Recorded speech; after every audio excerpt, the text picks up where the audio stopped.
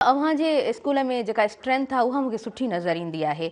इन जे पोयां तव्हांजी स्कूल मैनेजमेंट जो बि सुठो साथ हुजे तो पेरेंट्स सां या टीचर्स बज़ाते ख़ुदि माइटनि सां कनेक्टेड हूंदा आहिनि, छो त असां टीचिंग मैथडोलॉजीज़ खे जॾहिं ॾिसूं था त हिकिड़ी शइ वाज़े रिहाना नज़र ईंदी आहे, उहो उस्ताद जो वालदेन सां कनेक्शन ऐं ॿारनि सां कनेक्शन जेको आहे न उहो स्ट्रॉन्ग हुजणु घुरिजे। सो मां थोरो इन हवाले सां बि पुछणु चाहींदमि। बिल्कुलु आउं उन ॻाल्हि ते इतफ़ाक़ कयां थी। ताहिरा, हिकिड़ी टीचर जो या मैनेजमेंट जो या स्कूल जो अगरि लमसम ॻाल्हि कयां त स्कूल जो पंहिंजो हिकिड़ो रोल हूंदो आहे त ॿार खे अट्रैक्ट करे त ॿार डेली स्कूल अचे ऐं हिन में यकीनन वालिदिन खां सवाइ उस्ताद बि कुझु कोन आहियूं। पर जेके लर्निंग अप्रोचिस आहिनि ॿारनि जूं उहे हिन में वॾो रोल कनि थियूं। मतिलबु ॿार खे पाण खे तजसुस थींदो आहे, हू डेली इहो सोचींदो त स्कूल वेंदुसि त ॿार जो उहो जेको उत्साह आहे न उहो ई असांजी जेको हाज़िरी खे जेको अटेंडेंस आहे उनखे प्लस पॉइंट ॾेई छॾींदो आहे त भई मूंखे डेली अचिणो आहे। हिते जेके लर्निंग जेके एक्टिविटीज़ आहिनि ॿारनि जूं, ॿारनि खे उहो उत्साह वधीक ॾींदियूं आहिनि त असीं डेली स्कूल वञूं ऐं डेली कुझु नओं सिखूं। ऐं उनमें ज़ाहिर स्कूल मैनेजमेंट जो बि रोल आहे, उहो बहितर रेस्पॉन्स ॾिए पियो वालिदिन खे त वालिदिन बि मुतमइन आहिनि, पंहिंजी ॿारनि खे डेली मोकिलीनि था।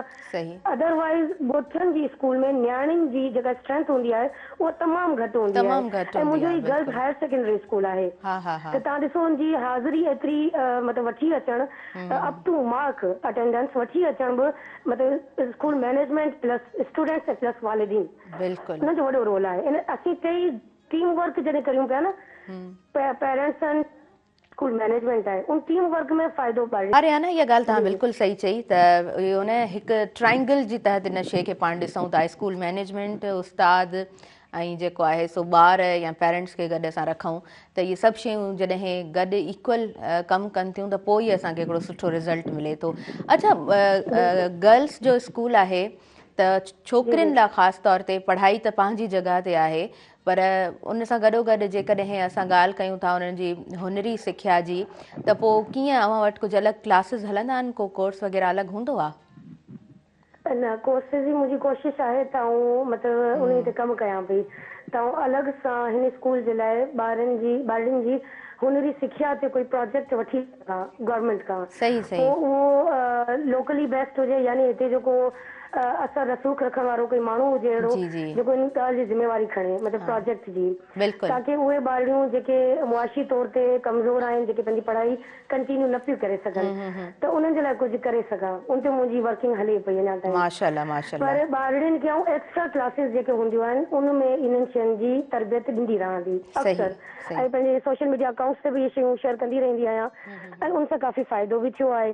ॿारियूं काफ़ी जेका स्ट्रेंथ हाज़िरी वधी आहे उनमें इन हुनरी सिख्या जो वॾो रोल आहे।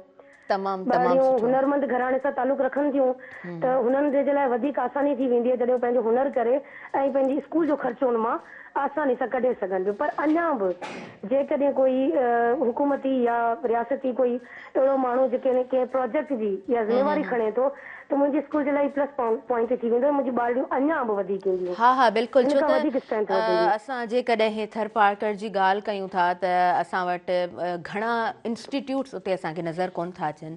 सो जेके फंक्शनल स्कूल्स आहिनि, जेके इदारा उते सुठो कमु कनि पिया, त उन्हनि खे अञा वधीक जेको आहे सो जेकॾहिं कुझु प्रोजेक्ट्स मिलंदा, को सुठो कमु थींदो त इहा असांजे लाइ पाण हिकिड़ी ॿुधंदे बि असांखे तमामु सुठो लॻंदो।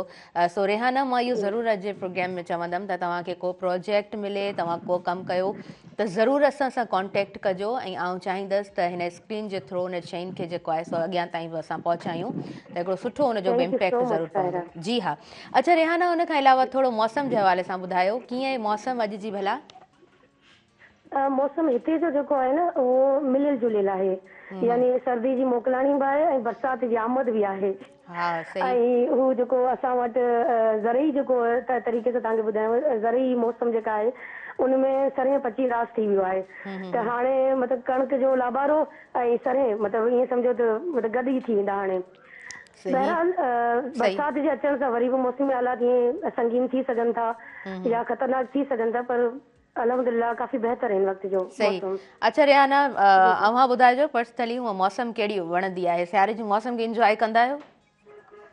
बिल्कुलु, मौसम त सभु कुदरती मूंखे अट्रैक्ट कंदा आहिनि, हर मौसम मूंखे वणंदो आहे, पर सियारे जी जेका मौसम हूंदी आहे न उहा कुझु ख़ासि वणंदी आहे।